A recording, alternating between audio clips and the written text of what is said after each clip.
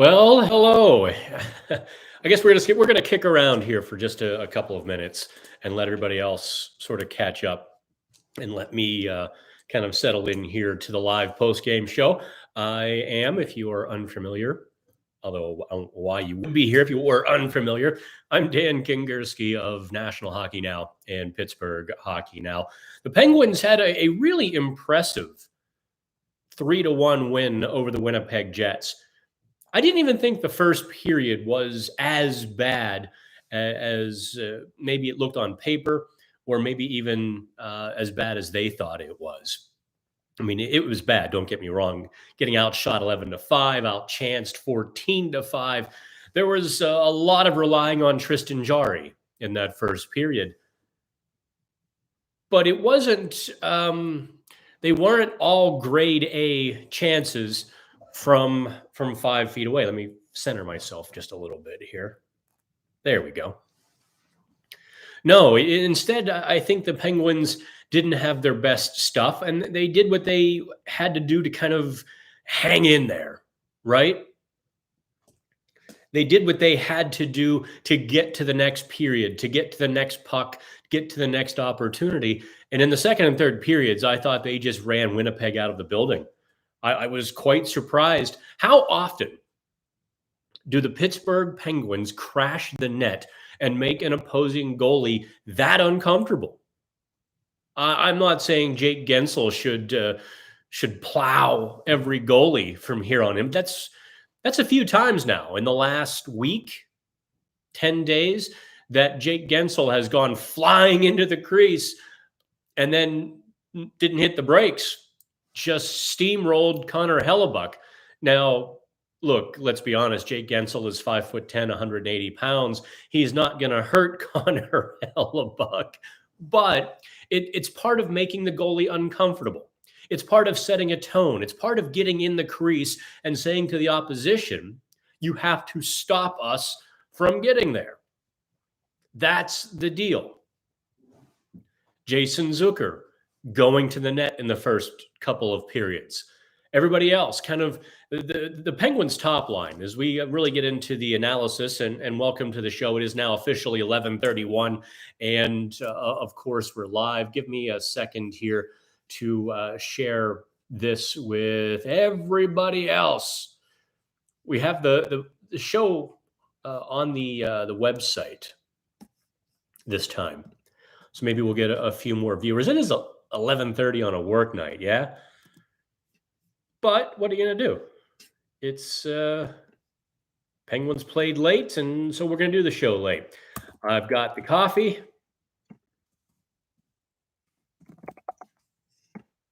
And there we go. That way a few more people just may find us. The Penguins' top line was especially good on Monday night. Jake Gensel, of course, 8 shots on goal, but it was the distribution as well. It was the pressure in the low zone. It was having the puck down low. It was holding on to pucks down low. It was the pressure at the top of the zone. It was the rushes with speed around the end. It was all of the above that the Penguins' top line really hasn't done nearly enough of. And it's part of that is Sidney Crosby getting healthier. But also part of that is I think Jake Gensel just had a whale of a game. Sometimes you just have it, and Jake Gensel had it on Monday night. So give the Penguins top line an A+. I certainly will in the morning when I do the report card. We'll give Gensel the A+, and we'll give the Penguins top line a good grade. Brian Rust also looked better than he has in recent games. Ron, see, I'm old. I have to pick up my glasses because the YouTube font is tiny. Penguins hard on the puck, forecheck. Jarry looks good. Yeah, Ron, that is absolutely true. Just getting done talking about the top line here. I want to talk a little bit of X's and O's here, kids. Let's talk about a couple of very specific things the Penguins did, especially in the second and third periods, that I don't know that they got a lot of credit. I know sometimes you cringe when I go deep into the weeds with the systems and the structure talk, but getting out of their own zone. The Penguins were able to do a couple of things very well. They were able to uh, reverse. They were able to kind of get around the back wall and evade the tip of the spear of the Winnipeg forecheck. That allowed them a little bit of space to get moving forward. But more importantly, no matter which side the puck wound up on, the Penguins had three players. You had the puck carrier, then you had two up ahead.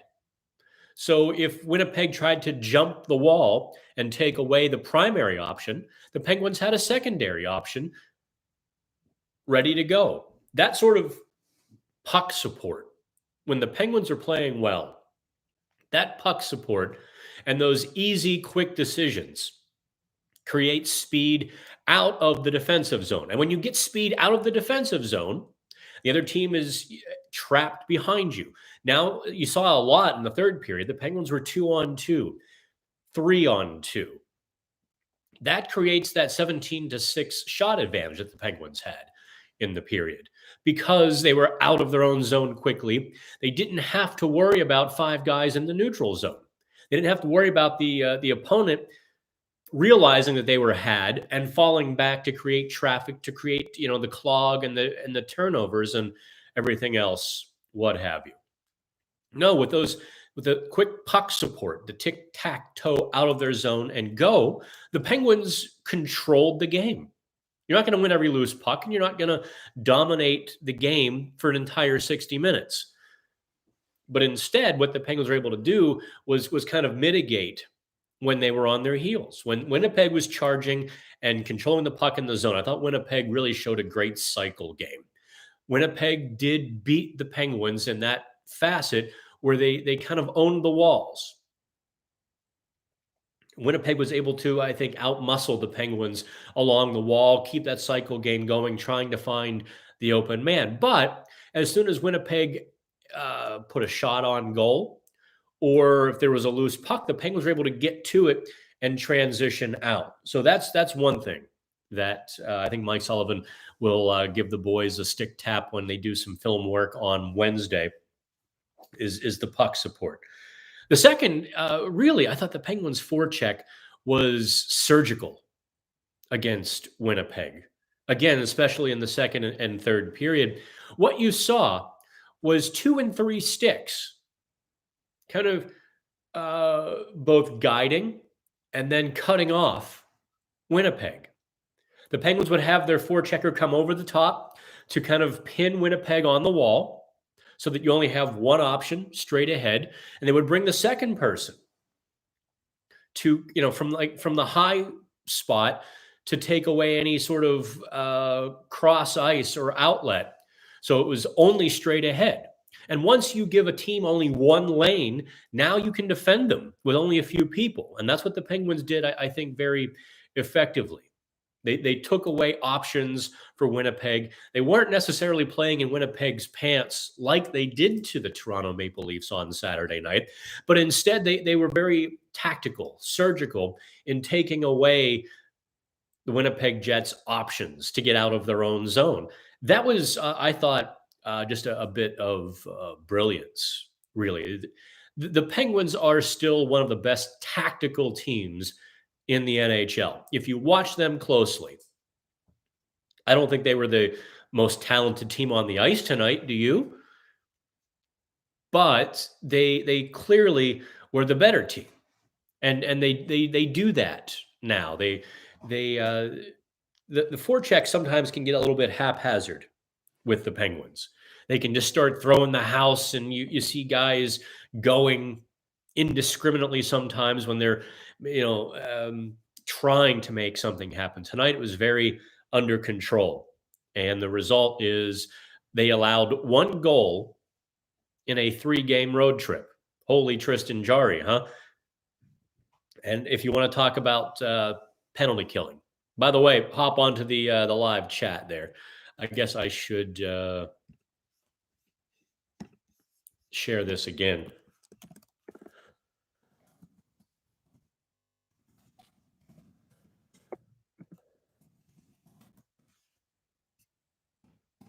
Okay. Although I know a lot of people wait and watch this the next day. It's kind of a little bit boring for me. I'll look and I'll see 3, 4, 5 people, and then the next day 300 people watch it. You're like, oh, well, okay. I'm glad I'm better on Memorex. You should be able to get that too. So the forecheck, the puck support, those things were working big time for the Penguins in their 3-1 win. And we did talk about the top line at the top of the show. If you are just joining us, I think the one thing we really, I mean, I don't know how much we can talk about it other than to just extol the virtues of Tristan Jarry. Look how good he has been this season. I haven't, the NHL stats are not yet updated. I would be willing to venture his save percentage is now probably just about 930, give or take a point, maybe 931, maybe 929. I don't know, but let's just call it 930 on November 22nd after 17 games. That's a heck of a run, isn't it?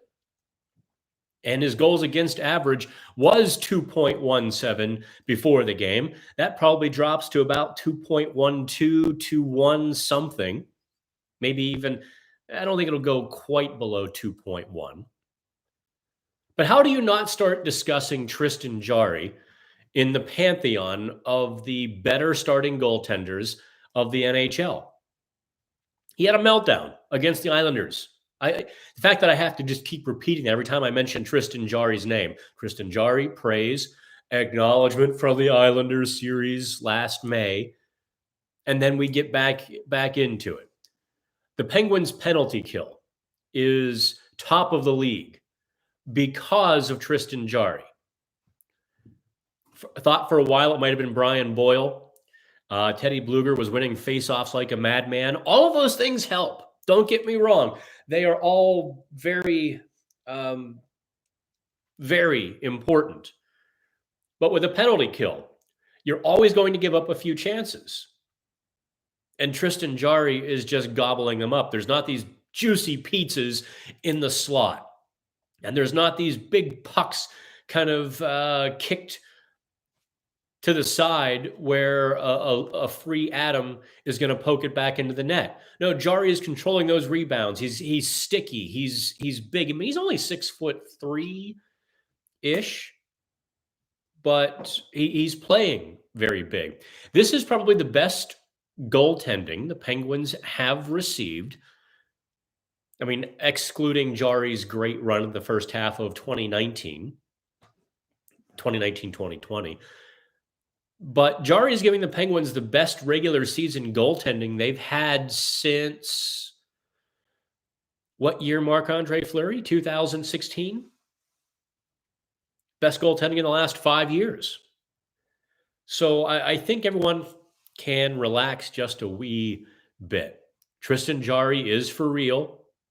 Maybe his playoff, maybe he needs some help in the playoffs. Maybe he needs one of those rough series where the Penguins win anyway, and he can breathe easier that he advanced. Whatever it is. I think it's a bit unfair to keep holding that over his head. It's like a quarterback who loses a playoff game. Well, you know, he has to prove he can win it. Yes and no. At some point, you also assume that a player can play to his potential in a playoff game or playoff series, don't you? At some point, you chalk it up to just a bad experience.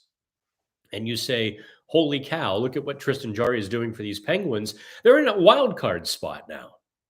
The Penguins are in a wild card spot despite 63. Wait, tonight makes 64 man games lost. That's incredible. Let's see. Emo is proud of his starter. I guess that means Jarry. I don't know. You're working on your car, Emo? What's going on there? Best penalty killer is your goalie. Jarry looks big in the net right now. I am right. Ron Chess, I am always right. Whether you want to admit it or not, I'm always right. That's just the beauty of being me, right? By the way, I do have a side question for you. I was kind of doing some inventory of Pittsburgh hockey now. We're going to add our 16th site on December 1st, and it's a name you know, and we're really excited to kind of blast off with that. But we have to spend some money because I hoarded a bit too much. So I was looking at doing something nice for a lot of our contractors, the guys and girls who've been with us the longest. Oh, I'm very humble, Ron. I am so humble. Let me tell you, very humble, Ron. I'm very. I was going to go into a Trump thing, but that's just too polarizing. I'm not sure people would find it funny or Anyway, very, very humble. So what do I do for the contractors? Nice watch. We're not talking Rolexes here. We're talking kind of in that that citizen sort of range. Or do I send them and their family out to a nice restaurant one night? Do I send them like a gift card to Ruth's Chris or Morton's or whatever? Or do I send them cash, like a Christmas bonus, and not a Jelly of the Month club? What do you think I should do? I was leaning towards the watch. I mean, how often do you get a gift card to go out to dinner and it sits on your table for a month or two, then it migrates to your wallet for another few months, and then it migrates back to like the spare drawer for another 6 months, and then like next year, like, oh yeah, we still have this gift card. And then you start talking about using it, and then it migrates back to your wallet where it may or may not get used. So I didn't want to just dump dinner on folks. Plus, you're never quite sure if people like their wives or their husbands. You're never quite sure. So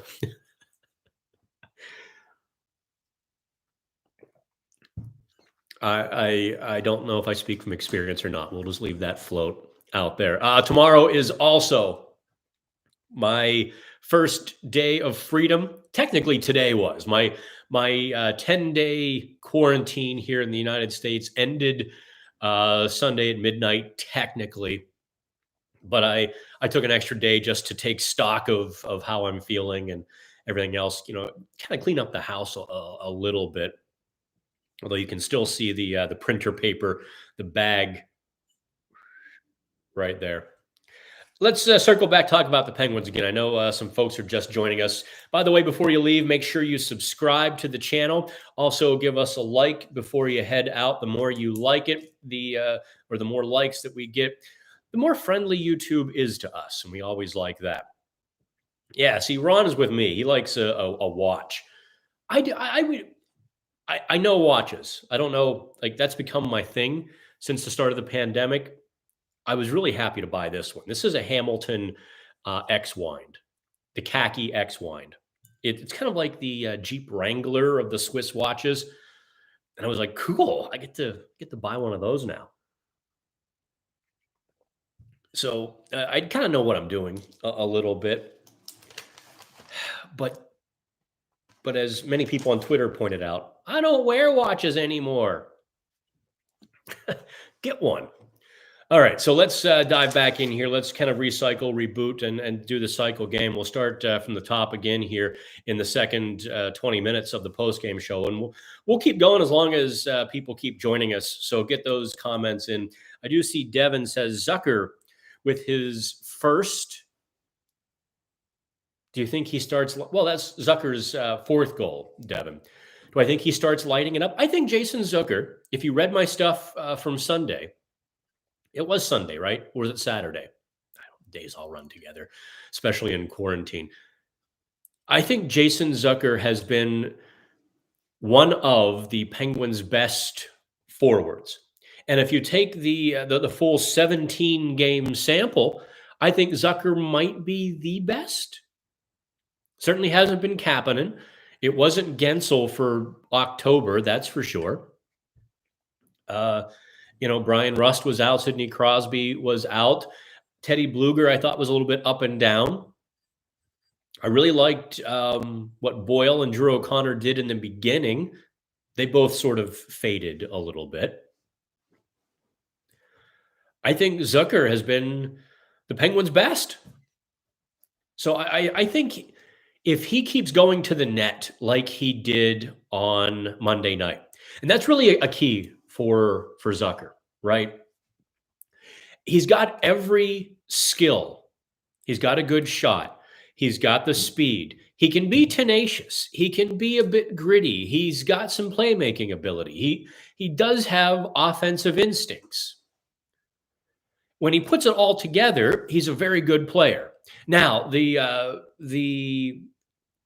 second part of that, he doesn't go to the net, I think, often enough. I think he could be a very natty, very good player if he does kind of go to the net more often like that. And Evan Rodriguez, boy, Rodriguez had a great play there, just laid it up for him, and Zucker roofed it. Look, that was not an easy shot, by the way. How often do we see that play develop and a player gets the wrist shot from 10 feet and just plugs it right into the goalie's chest, or tries to go 5-hole and only finds the pillows? No, by roofing it, that was a great shot. I'd like to see Zucker play in that 10 or 15-foot bubble more often than he has. I'd like to see that a lot. I guess we should put the boots to somebody tonight, because I've been very complimentary of Tristan Jarry and how the Penguins played overall as a group. But Kasperi Kapanen has to begin to be more consistent. He has got to begin to go to the net himself, or get in position for a good one-timer. He's got to do that more often. Right now, he reminds me far too much of Phil Kessel.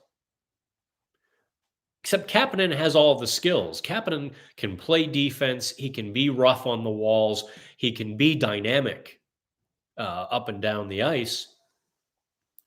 And I keep waiting for him to do it. Maybe you're the same way. Maybe you're kind of looking at Kasperi Kapanen like, okay, man, come on. I don't know if it's a confidence thing right now. I think Mike Sullivan kind of alluded to that, where today's Monday, so it would have been after the game in Montreal last Thursday. I think it was Thursday. Maybe it was Saturday morning that Mike Sullivan said he's an emotional young player. He's very hard on himself, and we have to kind of help him control his emotions. So maybe Kapanen is just kicking the crap out of himself, which would be unfortunate, realizing that outside of his hat trick, he's been a non-factor this season. Whatever it is, he's got to become a factor. I tend to think as well that a little bit of a line shuffle would help Kasperi Kapanen. Look, for whatever reason right now, it's not clicking with Jason Zucker and Jeff Carter. Carter is a goal scorer, not a playmaking center. Zucker is, I think, in his heart, a goal scorer, not as much of a playmaker, although sometimes he defaults to being a playmaker when his line is really clicking and going. I think last year with Kapanen and Malkin, I think Zucker kind of defaulted to, okay, you guys go and I'll play that supporting cast role. Now that Zucker is stepping forward, Kapanen is kind of lost a bit in the shuffle. So maybe you drop Kapanen down to play with Teddy Bluger or Evan Rodriguez, and you elevate Danton Heinen. I think that in my mind anyway, I obviously don't get paid $5 million a year to coach the Penguins. Although, listen, guys, if the new ownership was watching and they have money to burn, I'll be happy to take a couple weeks spin behind the bench just to see how it goes. No, I wouldn't. I can't handle 15 writers and their egos sometimes. I can't imagine 25 hockey players who are 25 years old making millions of dollars. Anywho, where was I going with all of that? Oh, yeah. I think I would elevate Danton Heinen up with Jeff Carter and Jason Zucker. Let Heinen be that supporting guy who chips in the rebound or takes that one-timer and lets the other two guys run wild. And let Kapanen, as we saw last year, I think Kapanen had a really good run with the down line centers, with Freddie Gaudreau, with Teddy Bluger. You saw Kasperi Kapanen doing that.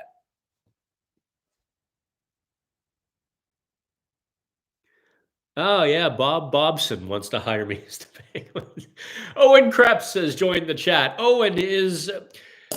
How about that for being in the right place at the right time, Owen? Hey, appreciate you joining us. Owen interns with us at Pittsburgh Hockey Now. He does a good job. And I talked to my partner who does the websites and is a valuable brain on board. And I was like, this kid Owen has some talent. Maybe and we talked to Owen about doing some different things with the Hockey Now network. I think Owen wanted to help out in Vegas or to help Pittsburgh Hockey Now, including covering Wilkes-Barre Scranton. Like, okay, yeah, we can definitely talk about that. And then the Vegas job pops open. We're like, Owen, what do you think?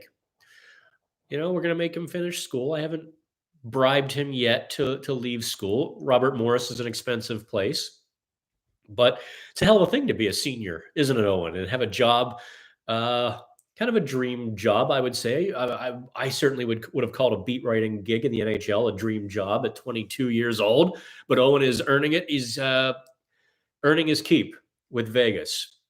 Vegas has never produced as well as it has for the Hockey Now network since Owen took the big chair about a month ago. We're really happy to have you, Owen. Dan, I had trouble changing lines on my son's deck hockey team, filling in for the coach. It's hard. Yeah, look, everyone hates change, right? No, but I'll get there. I'll get there, and no one ever does. As a boss, I will tell you that is the toughest thing: is telling people no.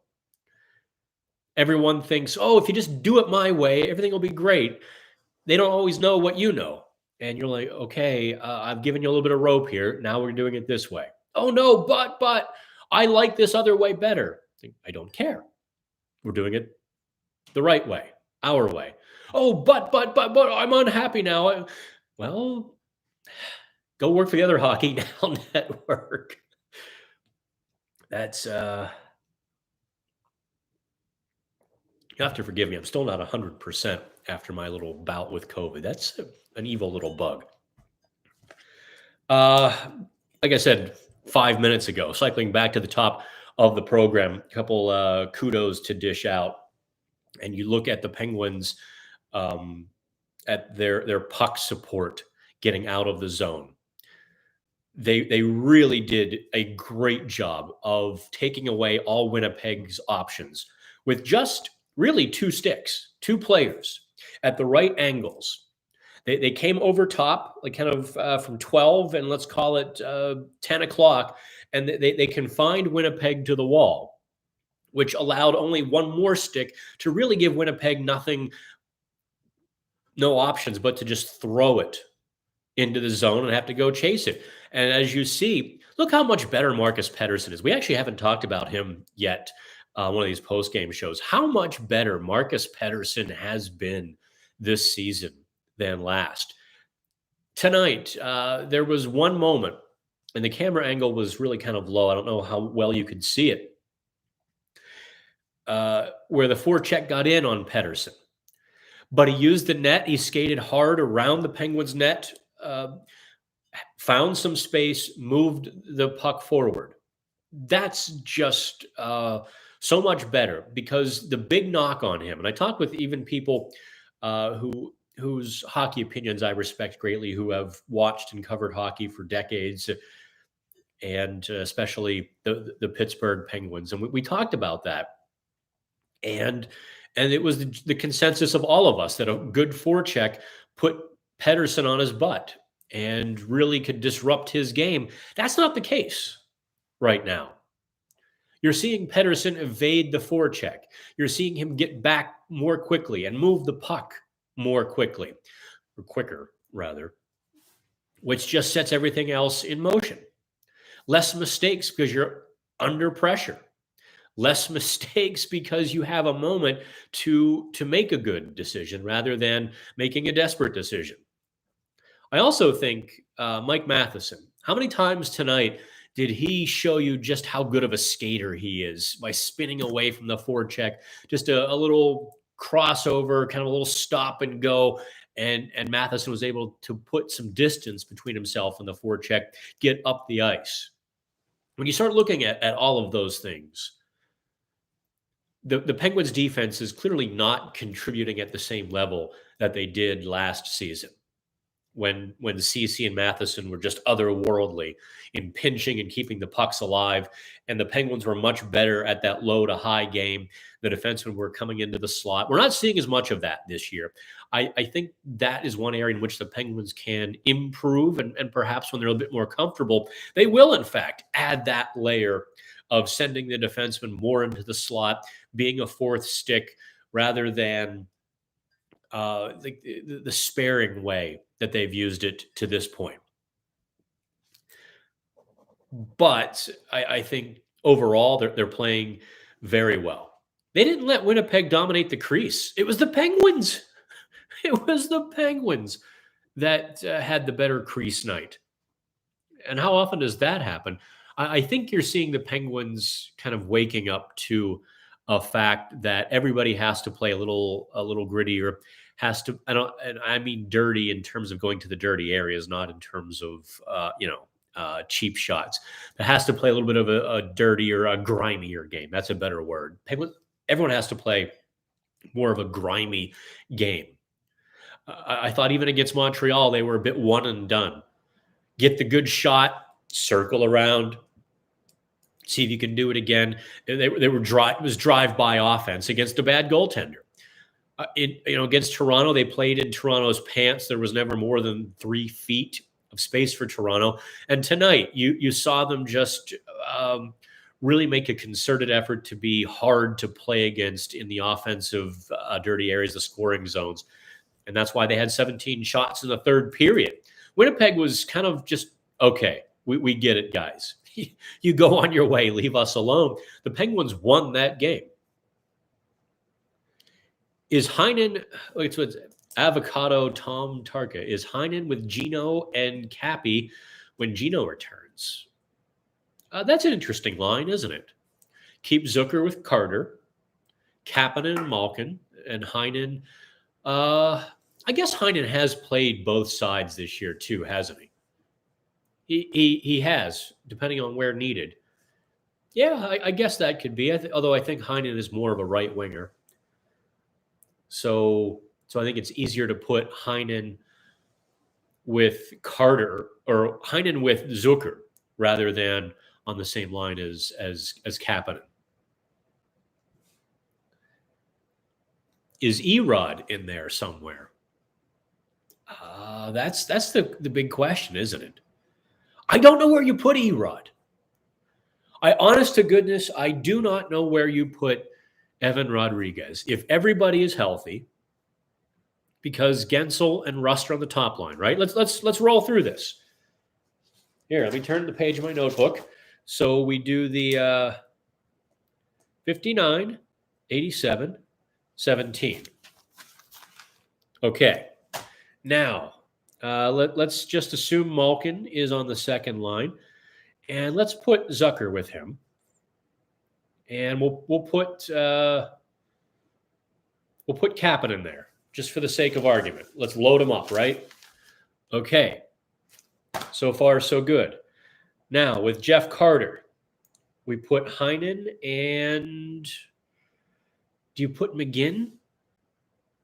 No. Maybe this is where Evan Rodriguez goes. Let me chart it out here. Who am I forgetting? Here, help me out, because this is always such a puzzle. So if you do Crosby, Malkin, Carter, and Bluger, you can put Evan Rodriguez on the third line with Carter and Heinen. Interesting line. I don't know that that's very good. You may have to put Evan Rodriguez up a line with Malkin or down a line and move move McGinn up a spot to play with Jeff Carter and Danton Heinen. Who am I forgetting, kids? I think I've kind of got everybody, haven't I? I'm always forgetting somebody. Rob says, man, Gensel has totally looked so good. Yeah, I thought this might have been one of Gensel's best regular season games ever, quite frankly. Let's see here. That's it. Then Simone is out. Boyle and Lafferty. Yeah, that is true. I think all three of those players, Simone and Lafferty, are your 14th and 15th forwards. I think you keep Brian Boyle around as center depth, or it would be, I think, maybe a bit of an insult unless he wants to go down to the minors or agrees to that. You just don't send Brian Boyle down to the American Hockey League at this point. He didn't come here to play in the AHL. And I think Simone would clear. Although if I'm an opposing GM and I see Dom Simone and I'm banged up and I have space, I might well put a claim on that. JV says Erod has more points than Kapanen. Yeah, I guess he does, doesn't he? I don't know. And I had this thought until Rodriguez assist tonight. I had this thought that Rodriguez is kind of fading a little bit. He's not really that good, is he? So maybe he gets some press box nachos and Dominic Simone gets some time just to kind of remind Rodriguez that he's not a comfortable top sixer. Coaches do that kind of stuff just to remind a guy. I don't know. It is it's interesting. And we've seen Sullivan be willing to go with the player he thinks is best, not necessarily the easiest decision. Of course, once he makes that decision, having him change his mind, it takes an act of Congress, an act of God, and then what do they call it when the Senate talks to the House of Representatives? Reconciliation? Yeah.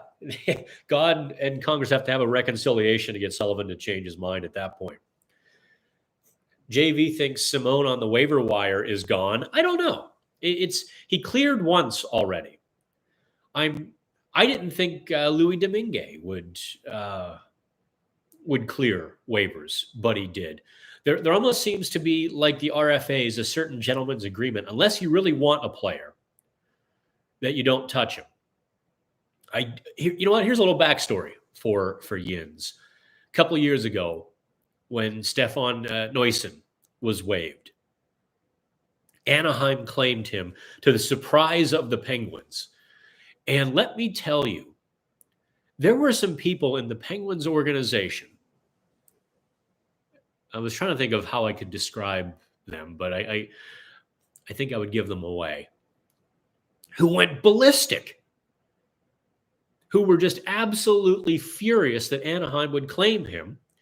And I said to one person, well, look, he's going to have an NHL paycheck for the rest of the season. It happened in March? A couple years ago? Or February, whatever it was. And I said, well, he's going to have an NHL paycheck where he otherwise wouldn't. I'm not sure he's going to be too upset about it. And they're like, no, you just don't do that. What are they doing? They don't need him. He's a great guy. I'm like, okay.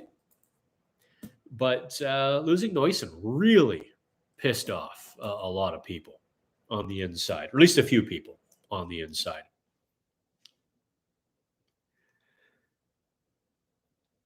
Yep, okay. Keep those chats coming, kids. I kept meaning to cycle around. I just killed another 20 minutes without actually cycling, didn't I? So let me turn back the page here. Let me float this little trade possibility to you as well.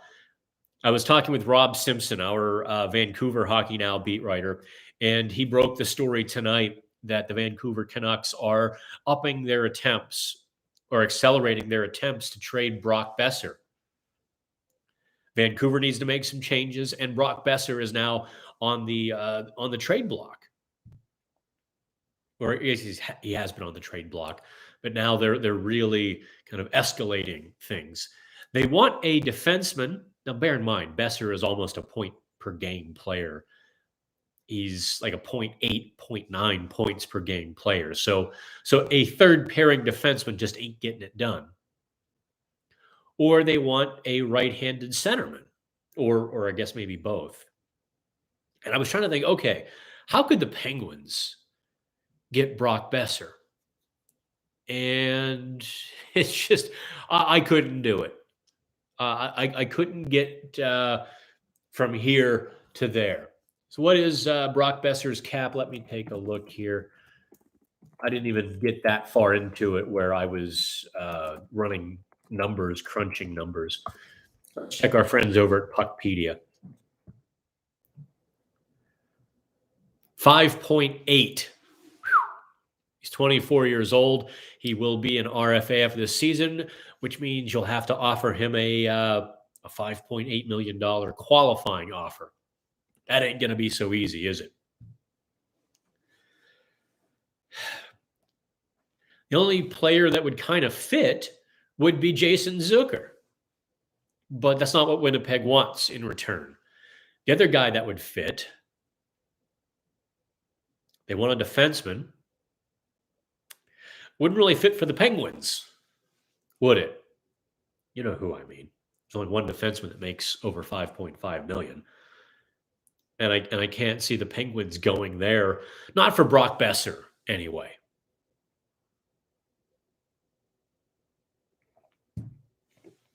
But it was a fun little mental exercise, as it were. Okay, kids. I'm getting a little stuffy here tonight. I think I have to call it a night. But I always do a last call. So fire away. Last call for questions and comments here on the PHN Pittsburgh Penguins post-game show. I'll give you 30 seconds. I think I'm on about a 30-second delay. So I'll give you a little bit of time to catch up with us. And tomorrow I actually get to go back out into the wild. I can't wait. I've spent a bundle of money on Domino's Pizza because it's just easiest to have delivered. I'd love to have, the other pizza, but the other pizzas are just massive. And I can hammer a Domino's pizza myself. So you get two, eat one when the first one arrives, and then you set aside a second one for tomorrow morning. Isn't that the way everyone does it? And Instacart too. Avocado, my outspokenness on such things. I don't mean to be. I just naturally am. I just can't keep quiet about some things. When you go through the process and you consider all variables and all information and you consider everyone's information and you compute it out and answers don't make sense, all I can do is say it doesn't make sense. That's how I roll, whether I like it or not. And sometimes the folks I work with do not like it. Someday I will be able to tell the story. I'm under a non-disclosure agreement right now as a national company came banging on my door, really wanting to work with National Hockey Now. And we were about 3 minutes into the first meeting. And I looked at this national vice president and said, that's a non-starter. No, absolutely not. It will never happen. I thought we cleared this up before the meeting. There, under no circumstances will Pittsburgh Hockey Now do X, Y, and Z. And everyone just kind of recoils. I'm like, let me dispel any mystery for you here. I told you no. I meant it. Although they certainly we're getting to that point, kids. I appreciate it because of your support, where some people are starting to look at their wallet and say, oh, maybe we need to talk to National Hockey Now. Dan do Nostradamus. Does Hextall make an interesting trade in 2021? In 2021, no. In 2022, no. How's that? I do not think Ron Hextall is going to rock the Penguins boat unless, look, and I've said this a number of times. Here's the only way that the boat gets rocked, and that is if after legitimate discussions, contract negotiations, I think the Olympic break, although Malkin will probably be in the Olympics, doesn't look like Letang is going to get consideration, which is kind of disappointing. I think he is a top 10 defenseman in the NHL, but he's not going to get that sort of recognition. I think the only way that Hextall makes a big deal is if Letang and Malkin are just miles apart from the team on a contract. And if one or both says, kind of digs in their heels and says, this is the way it's going to be. I get paid this money by you or by somebody else. Then you might see that interesting trade that you want to see. Otherwise, no, I don't think you're not going to see that blockbuster that you're doing on PlayStation or Xbox. You're not going to see the big move. Everyone goes, wow. I do wonder. I don't think it would be this year. I think it would be the offseason. I think it would be next year. Kasperi Kapanen has to get his good skates on. And he has to begin to earn his keep in a way that makes the Penguins say, damn, that's what we got. That's the guy that we've been waiting for. I don't see him getting a big contract this summer, even though he's he's an RFA, is he not? And at 3.2, I'm sure he's looking at big money. So you might have some tense negotiations next summer. There probably will be some trade rumors next summer because those just always magically float about when a player is in tough contract negotiations. Who knows? Maybe Mark Bergevin goes somewhere else and floats a qualifying offer, or the Penguins are subject to a big qualifying offer and get somebody's first round pick. You're never quite sure what's going to happen with the Pittsburgh Penguins. That is for sure. There is never a dull moment. JV asked, are negotiations going on now with 58 and 71? I don't know. I mean that very sincerely. We have poked around and everyone's been very quiet. Brian Burke seemed to hint that they've exchanged phone numbers, which is about all I can say, right? If either side wants to talk, I think the lines are open, but I don't think either side is really talking right now, or either team or players are really engaged in any sort of negotiations right now. I will tell you, as one agent told me this summer, is like, look, Dan, I'd love to answer your questions or tell you what's going on. But the reason I have a good relationship with Ron Hextall, is I don't talk. I was like, fair enough. This is also a person who's given me stuff in the past about other teams or other players. But with Hextall, there's kind of an expectation that you zip it. You are not going to see the big trade rumors. You are not going to see the big inside sources. And you've noticed Pittsburgh Hockey Now hasn't really had them for the last year, have we? And that's because Ron Hextall closed ranks, shrunk the circle to his own people, his people. And they really don't want to see headlines. They don't want to see Dan Kingerski reporting that sources say this or sources say that. I've tried. Believe me, we've tried to cash in a few chips and a few favors to no avail. It was, even had one John Wick moment when I slid a marker across the table. It got rejected. I was like, okay, I see how this is going to go. I've seen some reporting out there over the last 12 months that I knew was bogus. And generally speaking, there'll be a lot of bogus reporting about the Penguins just because the Penguins aren't talking. How's that? So I don't know. Last one here. Yeah, wait to see how Malkin looks after he comes back. Absolutely. All right. So I meant to quit 10 minutes ago, but I appreciate all of you very much. You are the reason that we do this and the reason that I carry my laptop to happy hour and carry my laptop to dinner is, I'm never more than a foot from a story. So I don't ever want to be someone who lets you guys down. It's been an extraordinary start to the season for both Pittsburgh hockey now and National Hockey now, and you guys have been really the wind that have carried us, and it's impressive. I thank you so much. So, kids, I will talk to you. I won't do this Wednesday night. You'll be drunk off your rear ends getting ready for Thanksgiving. I'll be writing, but I'll do a little video from the arena on Wednesday night. We'll talk to you then. Have fun.